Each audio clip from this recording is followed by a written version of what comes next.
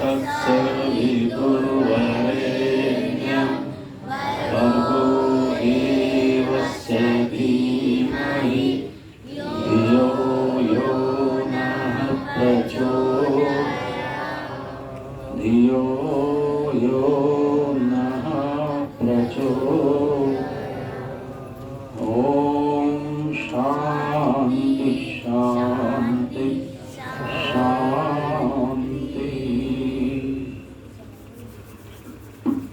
वैदिक वेदी पर विराजमान आर्य जगत के सुमधुर सुविख्यात भजनोपदेशक सुमधुर गायक सम्माननीय श्रीमान कुलदीप जी आर्य, इनके साथी श्रीमान अमरीश जी, आर्य समाज के हमारे बहुत ही सम्माननीय हमारे सम्मुख विराजमान श्रीमान ओम प्रकाश जी आर्य, श्रीमान पंडित श्रद्धानंद जी आर्य और सभी सम्मानित महानुभाव, भिन्न भिन्न समाजों से पधारे सभी अधिकारीगण, महिला समाज की सभी पदाधिकारिणी, सभी सदस्य, हमारे सम्माननीय प्रधान श्रीमान सवराना जी, मंत्री श्रीमान सत्यवीर जी चौधरी, कोषाध्यक्ष श्रीमान शशिवल गुप्ता जी, आज के यजमान सम्मानित आर्य भद्र पुरुषों, मातृशक्ति, नौजवान साथियों, प्यारे बच्चों, बच्चे मेरी तरफ देखेंगे और शांति से बैठेंगे। अभी आपने बहुत सुंदर भजनों को सुना। ऐसे भजन सुन करके वैराग्य पैदा होता है। तो एक दो का हुआ कि नहीं हुआ अब तक? किसी के मन में आ कि चलो आज जो है सब दान कर दे जो भी कुछ है। वैराग्य सबके भीतर है। ये जब ऐसी स्थान पर बैठते हैं तो कहीं ना कहीं इसके अंदर जागृति पैदा होती है। एक जगह लिखा है नीतिकारों ने कि तीन समय तीन स्थानों पर जैसा मनुष्य का चित्त रहता है, मन रहता है, विचार रहता है, यदि ऐसा सदा सर्वदा बना रहे तो मनुष्य देवत्व को प्राप्त कर ले। जैसा तीन स्थानों पर रहता है।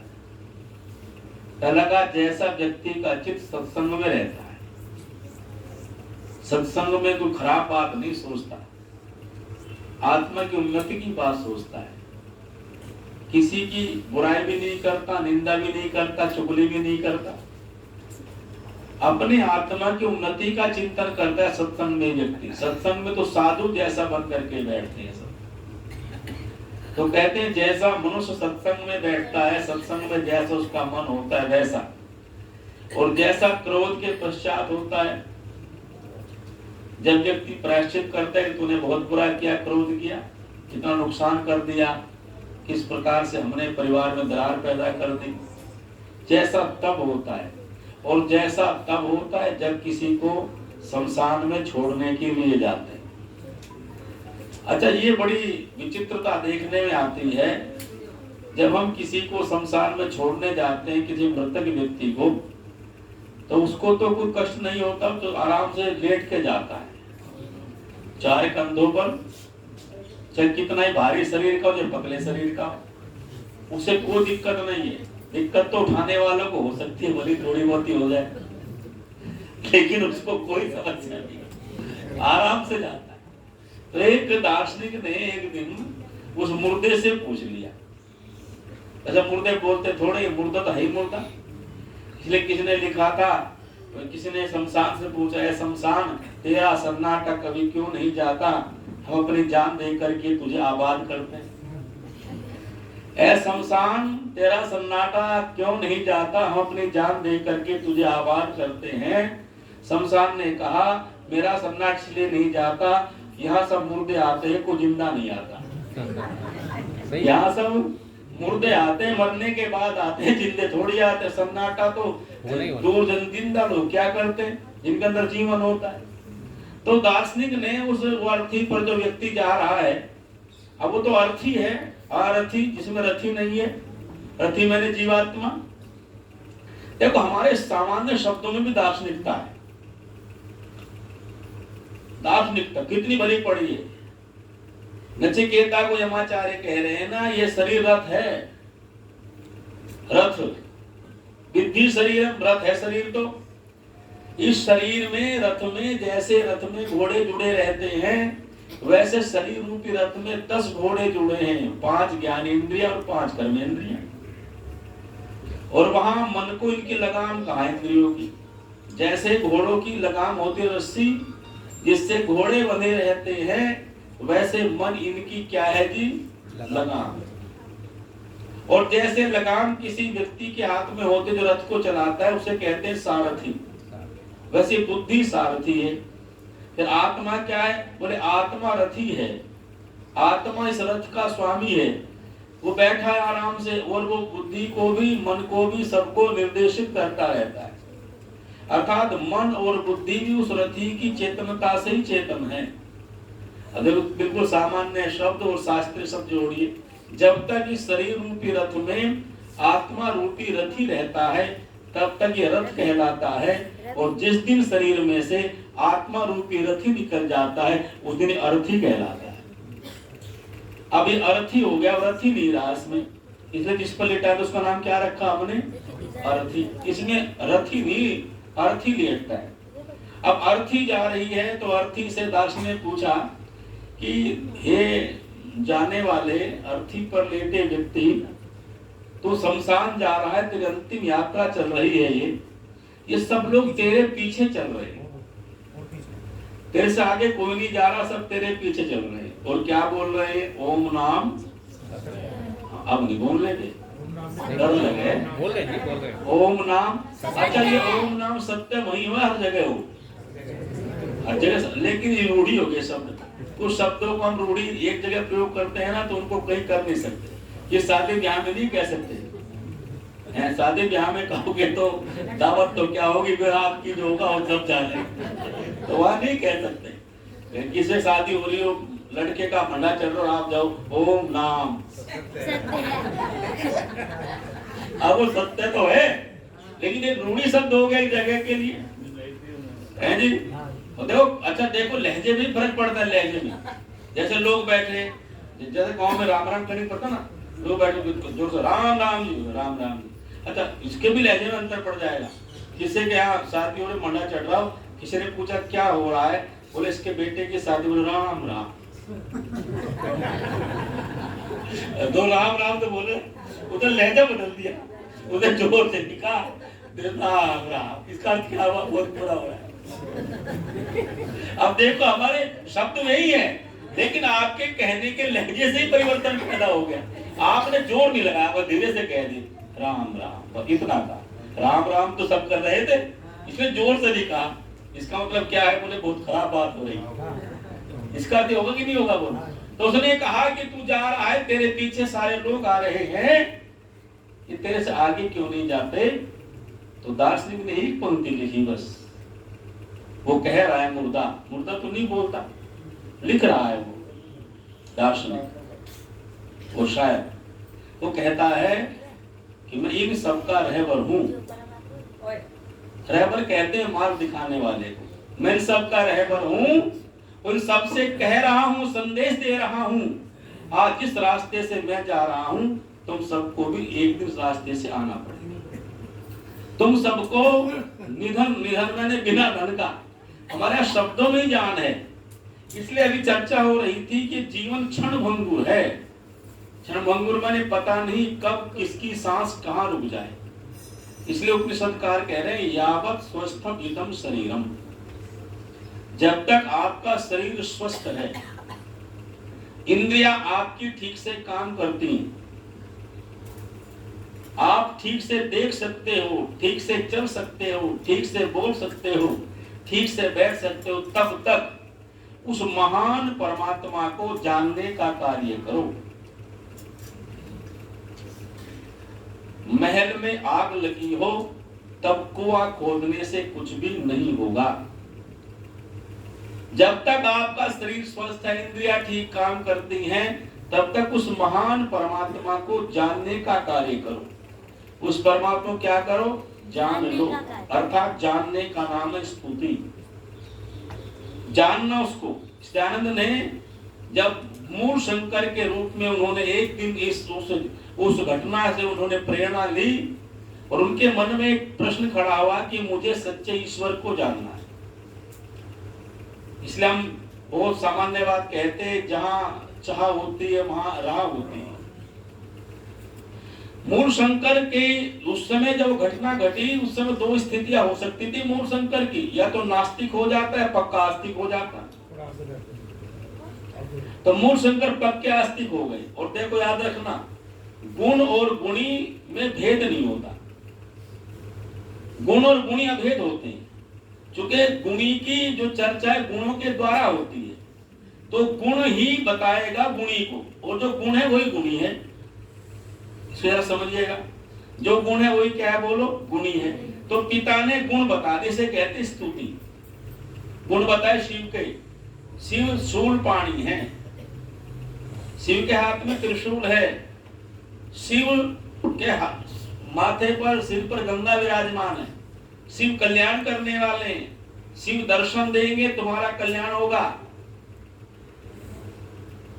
अब इतने सारे गुण बताए, शिव कल्याण करने वाले हैं, शूल पाणी है, दुष्टों को दंड देते हैं, भक्तों कल्याण करते हैं, ये सारे क्या है जी, बोलो, शिव के गुण बताए। किसने?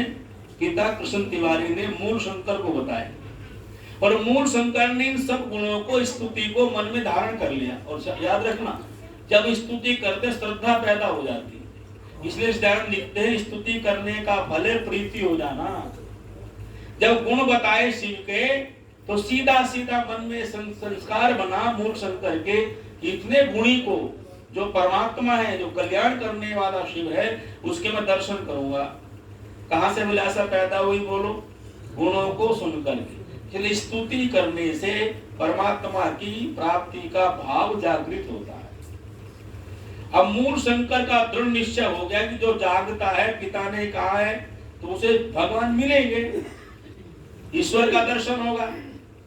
अब रात भर जागते रहे सब लोग, तो कुछ ना कुछ खा पी करके सो भी गए। मूल शंकर नहीं सोया, मूल शंकर नहीं सोया, जागा और उस आंखों पर पानी के छींटे मारता रहा। 12 बज गए, 12 बजे भी कोई शिव का प्रकटीकरण नहीं हुआ, चूहों का प्रकटीकरण हो गया। वो सब घटना आप जानते हैं। बस दुनिया भले ही सो रही होगी उस दिन, पर मूल शंकर का जागरण हो गया था। तो मैं एक बात कहता हूं, उस दिन मूल शंकर ही नहीं जागा था, मानो भारत की आत्मा जाग उठी थी। हम सब जाग उठे थे। रात्रियां तो सारी आती है, पर वो ऐसी रात्रि थी जिसने सारे विश्व को जागृत कर दिया। मूल शंकर घर आए तुरंत छोड़ करके मंदिर, दरवाजा खुलवाया। पिताजी तो पता नहीं कहां सो रहे होंगे, और माँ से कहा दरवाजा खोल। माँ ने दरवाजा खोला, कुछ खाने को दे, भूख लगी है, खा करके सो गए। और प्रातःकाल पिता से वही प्रश्न किया, पिताजी जो गुण आपने बताए थे वो शिव में प्रकट नहीं हुए। इसमें दो बातें हो गई, या तो गुण गलत हैं या गुणी गलत हैं, या तो गुण गलत हैं या गुणी गलत है, तो असली नहीं है, या आपके गुण गलत हैं बताए हुए। पिताजी ने कहा, बालक ऐसा दूसरा रास्ता दे दो। इसने कहा, बेटा सही कह रहे हो, तुम ये असली शिव नहीं है, ये तो शिव का प्रतीक है, असली तो कैलाश पर रहता है। और दूसरी बात क्या पैदा होगी, असली तो कैलाश पर रहता है। फिर उसने जानना प्रारंभ किया। पहला तो घटना ये है, दूसरी घटना क्या है, 16 वर्ष का आयु है मूल शंकर की, बहन की मृत्यु हो गई। मृत्यु शिक्षा देने वाली होती है। याद रखना, हमारे भीतर संस्कार पड़े हैं, पता नहीं कौन निमित्त मिले कब जागृत हो जाए। बुद्ध के पिता ने कहा था, गौतम के पिता को लोगों ने बोले, इसका तो मन वैरागी है, बचपन से ऐसी बात करता है, तो घर से बाहर मत निकलने देना। यदि इसने कोई वैराग्य की कोई चीज देख ली ना, तो तेरे घर में रहने वाला नहीं है। इसलिए ऐसा कोई वातावरण मत बनाओ जिससे वैराग्य पैदा हो, राग वाला वातावरण बनाओ। तो राग में फंसा रहे, राजा बन जाएगा, नहीं तो छोड़ के भाग जाएगा। सब विद्वानों ने, जो बुद्धिमान लोग थे, उन्होंने समझा दिया कि इसकी वृत्ति ऐसी दिखती, ऐसी बात पूछता जिससे इसके अंदर वैराग्य हो। इसका वैराग्य बंद करो, क्या करो, इसको महल में रखो, नाच गान का प्रबंध करो, चारों ओर राग फैला दो, राग, खाने पीने के भिन्न भिन्न प्रकार साधन, नृत्य कराओ। इसको महल से बाहर मत जाने दो, जिससे कोई वैराग्य की चीज देखी नहीं। वर्ष बीत गए, 18-20 साल का, तभी शादी कर दी। जल्दी शादी कर दो, वैराग्य हो ही ना पैदा। शादी होने के बाद बालक हो गया पैदा राहुल, अब बचपन में पुत्र भी पैदा हो गया, आयु तो अभी 20-22 साल की, 23 साल 24 साल की, और जब बेटा भी हो गया, पत्नी आ गई, तब राजा निश्चिंत हो गए, अब राग नहीं हो सकता, अब वैराग नहीं हो सकता इसको, क्योंकि अब तो राग में पूरा पूरा। हम भी तो कहते हैं, बोले लड़का ठीक नहीं सा क्या कर दो, का ब्याह करो जब भी ठीक होगा। तो यही बात मूल शंकर के पिता कह रहे हैं, और यही बात कौन कह रहे हैं, शुद्धोधन कह रहे हैं। इसके विवाह कर दिया, विवाह जब कर दिया गौतम का, तो अब तो निश्चिंत हो गए राजा। एक दिन गौतम ने कहा कि मुझे घूमने जाना है, मेरा मन है कि मैं बाहर के वातावरण को देखूं। पिता से पूछा राजन, बोले अब कोई खतरा नहीं, अब ले जाओ उसको। ले गए तो देखा कि एक व्यक्ति बूढ़ा हाथ में लाठी लिए, कमर मुड़ी हुई है, ऐसे चल रहा है धीरे धीरे। बस संस्कार जागृत हो गया, पड़े थे भीतर, निमित्त मिलना था। जैसे निमित्त मिला, जागृत हुआ संस्कार, उससे पूछा अपने सेवक से, भैया ये कौन है? बोले महाराज बूढ़ा आदमी है, ओल्ड मैन है। अच्छा, ये बूढ़ा सदा से ही था ऐसे? ना ना, पहले जवान था आपकी तरह, उससे पहले बच्चा था, बूढ़ा हो गया। तो क्या सब बूढ़े होते हैं? हाँ महाराज, जो जन्म लेता है बूढ़ा जरूर होता है। चल बस आज का पाठ पूरा हो गया, अब कहीं नहीं जाना। रात भर नींद नहीं है उसको, और मन में आया कि तू तेरे ऊपर बुढ़ापा जरूर आएगा, ये तेरे बाल सफेद हो जाएंगे, ये तेरे दांत गिर जाएंगे, और तेरी कमर भी उसकी तरह एक दिन मुड़ जाएगी। क्या कोई ऐसा उपाय नहीं कि बुढ़ापा ही ना आए? सोचते सोचते रात बीत गई, पता कि कब सोया होगा। अगले दिन फिर कहा दोपहर बाद, बोले मेरा मन घूमने कर रहा है, मेरे में मन नहीं लग रहा। कहा चल। उस दिन देखा अर्थी जा रही है, इसने पूछा ये क्या है, लोग पीछे जा रहे हैं, ये मरा, ये कंधे पर क्या लिए जाते हैं? बोले जो कल बूढ़ा था ना वो मर गया। अच्छा, मृत्यु सबकी होती है? बोले हाँ महाराज, सभी मरते हैं जो जन्म लेता है। चल बस, इससे ज्यादा पाठ नहीं पढ़ा। उस दिन बुद्ध ने निर्णय कर लिया कि कोई ऐसा साधन करूं जो मृत्यु का बंधन कट जाए। याद रखना, जिसको मृत्यु से भय पैदा हुआ ना, अमृत उसने प्राप्त किया है। हम में से किसी को मृत्यु का भय नहीं है। भय हुआ गौतम को मृत्यु का, मृत्यु मुझे खा जाएगी, इससे बचना चाहिए। वही भय मूल शंकर को पैदा हुआ जब बहन की मृत्यु हो गई। 14 वर्ष की बहन प्रेमा मरी पड़ी है, और मूल शंकर खड़ा किवाड़ के सहारे लगा हुआ, आंखों में आंसू एक नहीं आया। सब कह रहे देख कैसा लड़का, अपनी बहन की मौत को रोता भी नहीं, कैसा पत्थर दिल है इसका। वो कह रहे आत्मचरित्र में कि मुझे लोग पत्थर दिल कहते रहे, मैं सुनता रहा, पर मेरे अंदर ये बात, ये उथल पुथल चल रही थी कि ये मृत्यु है क्या। मैं सोचता रहा था कि ये मृत्यु है क्या। ये मेरी बहन को अभी थोड़ी देर पहले मेरे साथ खा रही थी, खेल रही थी, अचानक इसको क्या हो गया। मृत्यु क्या होती है, बच्चों क्या मतलब मृत्यु क्या होती है। 16 वर्ष का बालक मूल शंकर मृत्यु की उलझन में उलझा रहा। और कहते हैं फिर 2 वर्ष और बीत गए। मेरे एक चाचा थे जो मुझे बड़ा प्रेम करते थे, वो बीमार हो गए, मृत्यु के नजदीक थे, मुझे बड़ा प्रेम करते थे। उन्होंने मुझे अपने पास बुला लिया, मेरा हाथ पकड़ लिया, और मुझे देख करके बहुत रोए। और कहते हैं उनको देख करके मैं इतना रोया कि मेरी आंखें सूज गई। और वो कह रहे हैं कि मैं हमें हाथ पकड़े बैठा था, हाथ पकड़े पकड़े मेरे चाचा ने प्राण त्याग दिए। तब तो मुझे मृत्यु का बड़ा भय हुआ, और एक मन में संस्कार पैदा हुआ, जिस मृत्यु ने मेरे चाचा को खा लिया है, मेरी बहन को निगल लिया है, उस मृत्यु से पार होने का उपाय करना चाहिए। एक दिन मृत्यु मुझे भी मार देगी। तो कहते जब मैंने पूछना शुरू किया तो सबने एक ही बात कही, जब तक वैराग्य पैदा नहीं होगा, जब तक तुम साधना नहीं करोगे, जब तक तुम योग सिद्ध नहीं करोगे, तब तक मृत्यु के बंधन से पार नहीं जा सकते। तो मुझे पता चला कि पास के गांव में कोई योगी रहता है, जो मेरे गांव से कम 5-6 किलोमीटर 10 किलोमीटर की दूरी पर गांव था। कहते मैं वहां जाने लगा, और जब जाने लगा योगी के पास तो क्रिया सीखने लगा, तो मेरे पिता को किसी ने कह दिया ये तेरा बेटा घर में रहने वाला नहीं है। कैसा क्यों? क्योंकि मैंने अपने मित्रों से कह भी दिया था कि मेरा मन घर में नहीं लगता, मेरा मन घर की किसी सामग्री में नहीं लगता। इतने संपन्न परिवार का बालक, वैभव में रहने वाला बालक, पर जन्मों जन्म के संस्कार तो थे ही, पर यहाँ जो उसके निमित्त पैदा हो रहे हैं सारे, उन संस्कारों को और बल मिल रहा है। कहते मुझे घर में नहीं रहना। पिता को कहा कि तेरा बेटा घर में रहने वाला नहीं है। इतने का कोई नहीं, इसका विवाह कर देता हूँ। और कहते मेरे विवाह की तैयारी हो रही थी और मैंने घर छोड़ दिया, और घर छोड़ करके चला गया सिद्धपुर के मेले में। और सिद्धपुर के मेले के बीच में मेरे गांव के लोग मिल गए। उन्होंने पूछा कहाँ जा रहे हो? मैंने कहा सिद्धपुर के मेले में जा रहा हूँ। और एक घटना और आपको बताऊं, तो कहे जब मैं घर से निकला तो मेरे पास कुंडल थे बढ़िया सोने के पहने हुए, रेशमी वस्त्र थे। अब वैरागी पराकाष्ठा देखो, 20 साल के युवा की। एक साधु मिल गए, 2-3 साधु क्या थे, वो तो ठग थे। उन्हें कहा कहाँ जाते हो? बोले मैं तो वैराग्य ले लिया, वैरागी हो रहा हूँ, मुझे तो ईश्वर की प्राप्ति करनी है। बोले तुम कुंडल पहने हो, ये रेशमी वस्त्र पहने हो, ईश्वर थोड़ी मिलता है, ये दे दो। बोले देर नहीं लगाई, वस्त्र भी दे दी और वो निकाल के वो भी दे दी। तो सिद्धपुर के मेले में बैठे, वो बड़ा रोचक प्रसंग है। बैठे अलवी पहने ऊपर से नीचे तक एक ही कपड़ा, और तुम भी लिए हुए, और साधुओं के बीच में बैठे। पिता को पता चला तो वहीं पहुंच गए। तो जा करके इतने क्रोध में थे पिता, तुम भी फोड़ दो, कपड़े फाड़ दिए। गुस्से में कहते मेरी अलवी सारी फाड़ दी और तुम भी तोड़ दी। कहा तेरी माँ रो रो मरी जा रही है, तो यहाँ बैठा है। तो मैंने संयम से काम लिया। मैंने कहा पिताजी मैं तो घर आ ही रहा था, इन्होंने बहका लिया था। जाके क्रोध न, तब वो उससे बड़ा वैराग्य का कोई प्रतीक नजर नहीं आता इतिहास में।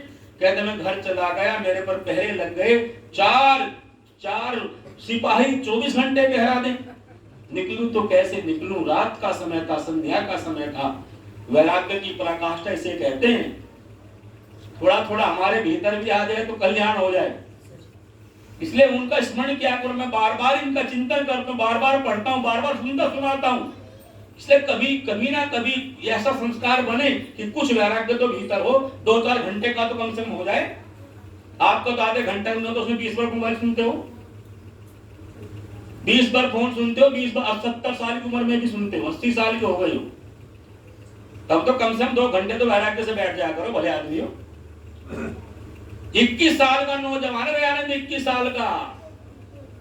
और कहते एक दिन मैंने सोचा कि निकलना तो पड़ेगा, तो लोटा लिया, सोच के लिए जा रहा हूं। संध्या का समय था, सोच के लिए निकल लिया। सिपाही ने मुझे रोका नहीं, मैं चलता गया। चलता कितना चला मुझे नहीं पता,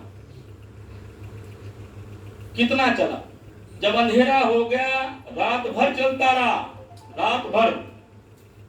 जब पौ फटने को हुई, सूर्य के दर्शन होने लगे, अब प्रकाश होने वाला है, मैं एक घने पेड़ के ऊपर छिप करके बैठ गया और पूरा दिन भूखा प्यासा बैठा रहा। पूरा दिन, जरा कल्पना करके देख, भूखा प्यासा। और मैंने तब देखा कि मेरे पिता के सैनिक मुझे ढूंढ रहे थे, ढूंढते फिर रहे थे। अगली रात्रि प्रारंभ हुई, फिर मैंने यात्रा प्रारंभ की। तब कलकत्ते में बैठे बोले दयानंद, तब कह रहे हैं, और वहां भी यही उन्होंने कहा, सीधा वहां पूना में गोविंद रानाडे को जब कहा लिखवाया कि तब मैं जितना घर से चला होगा मुझे नहीं पता, उस दिन के बाद आज तक मैंने अपने मातृभूमि के दर्शन नहीं किए। उन्होंने एक बात और भी कही कि लोग मुझसे बहुत बार पूछते थे, मैं इसलिए भी नहीं बताता था कि कभी यदि मेरे परिवार के लोग जीते होंगे तो मुझे ढूंढ निकालेंगे, मेरे पास आएंगे और मेरा जो महान राष्ट्र का कार्य अवरुद्ध हो जाएगा, इसलिए मैंने परिवार का भी जिक्र नहीं। ऐसा साधु निकल पड़े दयानंद सरस्वती। तब एक बात कहता हूं, ये क्या थी बोलो? ये जिज्ञासा थी जो स्तुति के बाद पैदा हुई थी, सच्चे परमात्मा को ढूंढने की। जब तक आपके शरीर में ताकत है, जब तक आपके अंदर बल पुरुषार्थ, परमात्मा को जानने का काम करो। तो दयानंद सरस्वती निकले और 15 वर्ष तक भटकते रहे। बहुत छोटे बात कह रहा हूं, 36 वर्ष की आयु तक भी ऋषि दयानंद को 8 ग्रंथ पढ़ाने वाला गुरु नहीं मिला। अनेकों ग्रंथ पढ़े, यहाँ तक की साधना भी की, और वो जीवन चरित्र में पता चलता है कि घंटों की समाधि का अभ्यास भी कर लिया था। और एक दिन हरिद्वार में बैठे रो रहे हैं, आंखों में आंसू हैं। एक बूढ़ा साधु सामने बैठा है जिसकी आयु 110 वर्ष है। उसका नाम था पूर्णानंद सरस्वती। बूढ़े साधु ने कहा, दयानंद दयानंद तू रो क्यों रहा है, तुझे घर की याद आती है? बोले ना स्वामी जी, जिस दिन से घर छोड़ा था मुझे घर की याद नहीं आई। मेरे रोने का एक ही कारण है, जिस उद्देश्य के लिए मैंने घर छोड़ा था मेरा उद्देश्य पूरा नहीं हुआ। क्या उद्देश्य था तेरे जीवन का? सच्चे परमात्मा को जानना, सच्चाई को जानना, सत्य सिद्धांतों को जान लेना। तो बूढ़े साधु ने एक बात कही बस, का जब तक आर्ष ग्रंथों को नहीं पढ़ोगे तब तक तुम्हारे हृदय का तिमिर दूर नहीं होगा। गुरुदेव कहाँ पढ़ाए जाते हैं ग्रंथ? पढ़ा तो मैं भी देता, पर मेरा शरीर काम नहीं करता। अब मुझे सुनना बंद हो गया, सुनता नहीं, ठीक से देखा नहीं जाता। हाँ, यदि तू पढ़ना चाहता है और वो तुझे अपना शिष्य स्वीकार कर ले। मेरा एक शिष्य है, मथुरा में रहता है, उसकी बाहर की आंखें तो बंद हैं पर भीतर ज्ञान की आंखें खुली है। उसका नाम विज्ञान दंडी है। वो तुझे अपना शिष्य स्वीकार कर ले तो तेरे जीवन का लक्ष्य पूरा हो जाएगा। नवंबर के महीने की बात है, 1960 की घटना है। दयानंद सरस्वती ने मथुरा की राह ली, 18 साल मथुरा की राह ली और जाकर के गिरजानंद के आश्रम कुंडी खटखटा दी और दरवाजा खुला। तब मैं एक बात कहता हूं कि उस दिन दयानंद के लिए गिरजानंद के आश्रम का दरवाजा नहीं खुला था, भारत के भाग्य का दरवाजा खुला था। आर्यो दयानंद ने प्रवेश किया और पहला प्रश्न किया गुरु ने, तुम्हारा नाम क्या है? इस दयानंद बोले, इस शरीर का नाम दयानंद सरस्वती। शरीर का नाम था। देखो ऋषियों की, विद्वानों की भाषा में कितनी परिमार्जित होती है। हम कहते हैं मेरा नाम, ऐसा बोलते, और कहते हैं नहीं, इस शरीर का नाम। अच्छा साधु हो? बोले हाँ साधु हूँ। किस लिए आए हो? गुरुदेव आपके चरणों में बैठ के पढ़ने के लिए आया हूँ। बेटा साधु को तो मैं नहीं पढ़ाता। क्यों नहीं पढ़ाते गुरुजी? बोले दो समस्याएं मेरे सामने हैं, तुझे खिलाने के लिए भोजन नहीं है और ठहराने के लिए कमरा नहीं है। तू साधु है, दिन भर भिक्षा करेगा तो फिर विद्या अध्ययन कब करेगा? अब विचार करके देखो, गुरु मिला, उसने मना कर दिया। बैठे आराम से, निकल पड़े मथुरा की गलियों में। एक मंदिर की चबूतरे पे जाकर बैठ गए। मथुरा के लोगों ने देखा ये साधु पहली बार मथुरा में आया, ऐसा गोरवर्ण लंबा चौड़ा साधु। लोगों ने आकर के पूछा, 2-3 लोगों के नाम आते हैं, दुर्गा प्रसाद आदि का। उन्हें कहा क्या करना चाहते हो? बोले पढ़ने के लिए आया था, व्यवस्था नहीं है। एक छोटे से मंदिर की छोटी सी कोठरी में रहने की व्यवस्था हो गई, कुछ चनों की व्यवस्था हो गई, कुछ जलपान की व्यवस्था जब हो गई, इस सारी व्यवस्था को होने के बाद दयानंद सरस्वती जैसे ही जा रहे थे गुरु के आश्रम की तरफ, चलो भोजन भी ना मिले पर थोड़े चने खा के पढ़ लूंगा, भूखा रह के पढ़ लूंगा, व्यवस्था हो जाएगी। तो उसने देखा कि व्यक्ति बैठा है, उसका नाम था अमरलाल जोशी। उसकी आयु थी 31 वर्ष। और वो कह रहे हैं गुरुदेव मैंने सुना दयानंद नाम का साधु आप कुटिया में आया है, उसे कह देना जब तक मथुरा में रहे भोजन की चिंता न करे। उसे कह देना जब तक मथुरा में रहे भोजन की चिंता ना करे। तो दयानंद सरस्वती पूना के 15वें व्याख्यान में कह रहे हैं, कृतज्ञता भाव ज्ञापित करते हुए उस उदार मना महामना अमरलाल जोशी के कारण से मैं मथुरा में निश्चिंत होकर के पढ़ सका, निश्चिंत होकर पढ़ सका। और आगे दयानंद फिर कह रहे हैं वो कैसा व्यक्ति था अमरलाल जोशी। कहते यदि उन्हें कहीं भोजन करने के लिए बाहर जाना पड़ता, पहले मुझे भोजन कराते थे, बाद में अपने आप भोजन करने जाते थे। ऐसा व्यक्ति स्वामी दयानंद सरस्वती जी महाराज के अनेकों लोगों जीवन चरित्र लिखे हैं देवियों सज्जनों। और एक बड़े भारी विद्वान हुए कलकत्ता के, बंगाल के, उनका नाम था देवेंद्र नाथ मुखोपाध्याय। आप सब परिचित होंगे, आपने उस ग्रंथ को देखा भी होगा। कलकत्ते की आर्य समाज ने उनको कहा कि दयानंद सरस्वती का जीवन चरित्र लिखो। उस व्यक्ति ने 30 वर्षों का समय लगाया। कितने वर्ष लगाए? आप कल्पना भी नहीं कर सकते। कोई व्यक्ति एक उद्देश्य के लिए जीवन का होम कर दे वे 30 वर्ष तो सारे होते हैं जीने के। कुछ बचपन में चला गया, कुछ बुढ़ापे में, बाकी बच्चा कितना जीवन। 30 वर्ष तक वह सारे देश में घूमे, ऋषि के संस्मरणों को इकट्ठा किया, लिपिबद्ध किया। उसने जो पंक्ति लिखी है साहब, जो शब्द कौशल उसके लिखने का है, अद्भुत है। वो लिखते हैं कि जगह, हेमरलाल जोशी, तुझे क्या पता था, तू एक साधु को भोजन नहीं दे रहा है, भारत की आत्मा को भोजन दे रहा है। और तेरा जो भोजन है, तेरे भोजन का ऋणी प्रत्येक वो व्यक्ति है जो दयानंद से प्रेरणा लेने वाला है। उसने फिर आगे लिखा कि दयानंद रूपी जो ज्योति जली है, उसमें तेल बनकर के तेरा नहीं तो जला है। इसलिए कहा है, दान देने वाला व्यक्ति क्या हो जाता है? दान मित्र मनुष्य। मरण धर्मा, मनुष्य का सबसे बड़ा मित्र कौन सा है जी? दान है वो, दान। और कौन सा दान? दो के लिए दिया गया दान बड़ा दान कहलाता है। एक तो अन्न का दान और एक विद्या का दान। तो यहाँ तो अन्न का दान किस लिए दिया गया? विद्या के दान के लिए।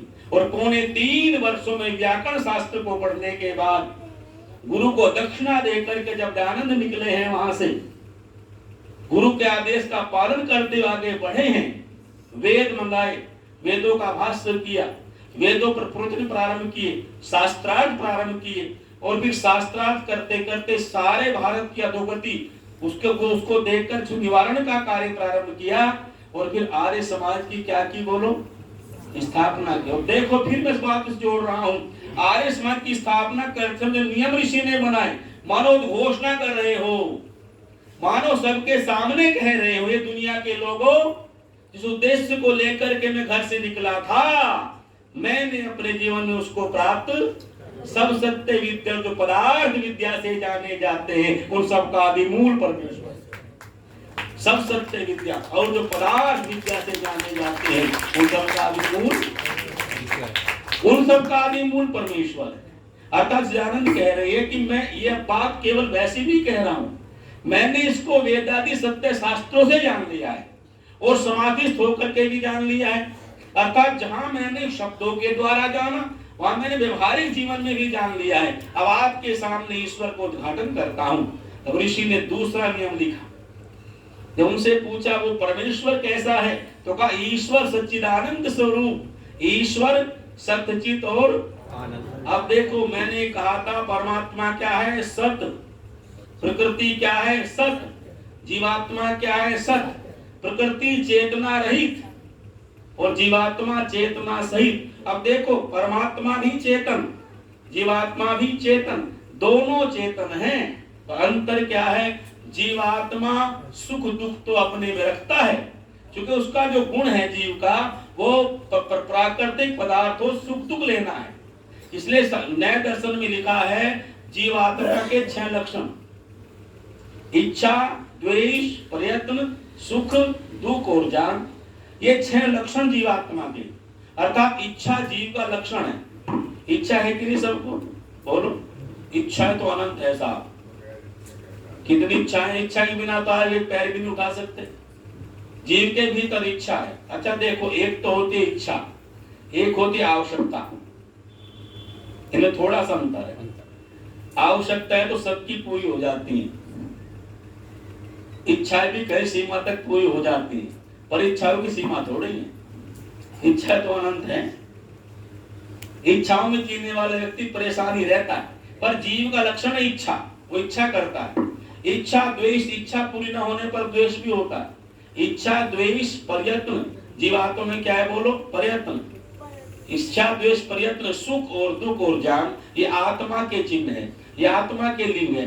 तो सुख दुख तो जीवात्मा में है, परंतु आनंद जीवात्मा के पास नहीं है। आनंद किसके पास है जी? परमात्मा। इसलिए कहा ईश्वर सच्चित आनंद स्वरूप है। परमात्मा आनंद देने वाला है, उसके पास आनंद है। तो हमने पूछा उपनिषदकार से कि बताओ कि जो व्यक्ति ईश्वर की प्राप्ति करने के लिए प्रयत्न करे, उसे क्या प्राप्त होगा? उसे क्या मिलेगा? तो दर्शनकारों ने कहा कि सीधी सीधी बात करो, पूछना क्या चाहते हो? मैंने कहा पूछना ये चाहता हूं, हम जो भी कर्म करते हैं उसका कोई फल होता है? बस संसार में कर्म करते हैं तो भोग की वस्तुएं मिलती है, रस मिलते हैं। जैसा कर्म करते हैं उससे धन से कोई खरीदते हैं वस्तु, कोई फल खरीदते हैं, फल खाते हैं उसका रस मिलता है। अर्थात संसार में जो भी प्रयत्न करते हैं उसको भी फल मिलता है। हम साधना करें, उपासना करें, ईश्वर को जाने, वैराग्य की प्राप्ति करें, क्या मिलेगा उससे? तो उपनिषद के ऋषियों ने लिखा बड़ी प्यारी बात। वो कह रहे हैं संसार में जो कुछ पुरुषार्थ करते हो उसका जो फल आप भोगते हो वो सुख कितनी देर तक ठहरता है? जोर से बोलो, सुख कितनी देर तक ठहरता है? थोड़ी देर तक ठहरता है। जैसे आपने रसगुल्ला खाया तो कितनी देर तक सुख ठहरेगा? थोड़ी देर तक, फिर वो सुख समाप्त हो जाएगा। और प्रत्येक सुख के पीछे दुख मिश्रित है। तो वैसा परमात्मा के साथ नहीं है। उन्होंने कहा रसो वही से, वह परमात्मा रसों का भी रस है। वो सब रसों का स्वामी है, उसका रस निराला है। वो रसों का रस रसेन तृप्त है, वो सब रसों से तृप्त है। और जो सब रसों से तृप्त है वह जीवात्मा को भी सब रसों से तृप्त करने वाला है। क्योंकि संतृप्त है वो, इसे कहा सर्वत्व आनंदी भवति। उस परमात्मा को पाकर के जीवात्मा आनंदित हो जाता है। उसके पास अपना आनंद नहीं है, इसलिए आनंद का जो स्रोत है वो परमात्मा है। पर हम दुर्भाग्यशाली हैं, आनंद स्रोत बह रहा पर तू उदास है, अचरज है जल में रह के भी। वो परमात्मा आनंद का स्रोत है। यदि आनंद चाहते हो, कैसा आनंद? जो सदा सर्वदा बना रहे, जिसका कभी विनाश ना होता हो, जो अनंत काल तक बना रहे, उस आनंद का नाम है परमेश्वर की प्राप्ति का आनंद। अब समाप्त।